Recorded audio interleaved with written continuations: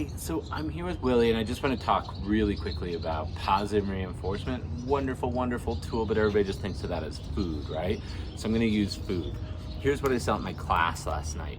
A brilliant dog was waiting for her person to reach for those treats before doing behavior. So she said, sit. The dog would look at the food bag. The owner would reach for the food bag, then the dog would sit. So this is just when things get out of whack. Willie, come here. So if I'm luring or introducing a new skill to a dog, I put the food in front of the behavior and in front of the dog's face, and I say, come this way, follow the food.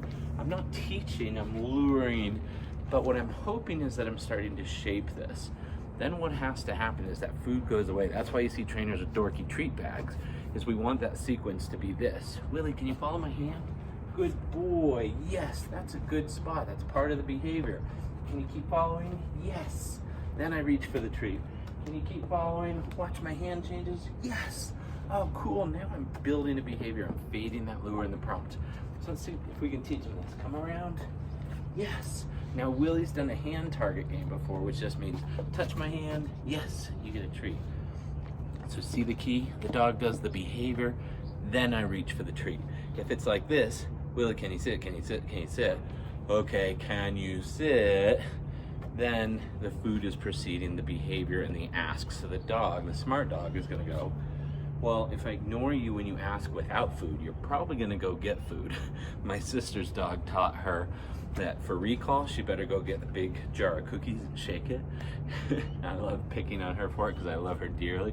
But she would call her dog, Lucy, come, Lucy, come. And then she'd pick up the bowl and shake it with treats in it. And then Lucy would come. And you see Lucy out in the yard. She'd hear her come, and she would look. And she'd wait. Come. She'd wait. Shaky, shaky, shaky. Oh, okay.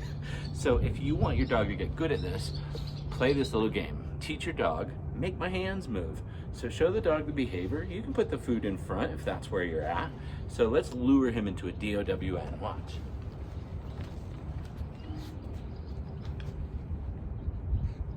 Yes. I love when you lay down. Okay. Do it again. Okay is our release word for we're all done with that.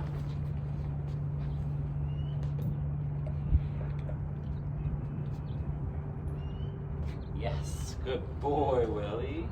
Do you see his butt sticking up in the air? Okay. Now I've just done 2 repetitions. You might need to do more, like 5 or 6 if this is a new behavior for your dog. I'm gonna go to that same spot, my hands without food. I'm gonna wait. Yes, reach, treat.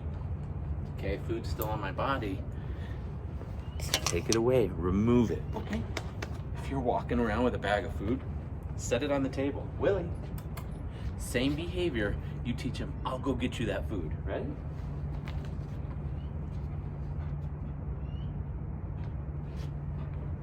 Good boy, good. Very good boy, which naturally adds some duration and distance. This is great for teaching steady. Yes.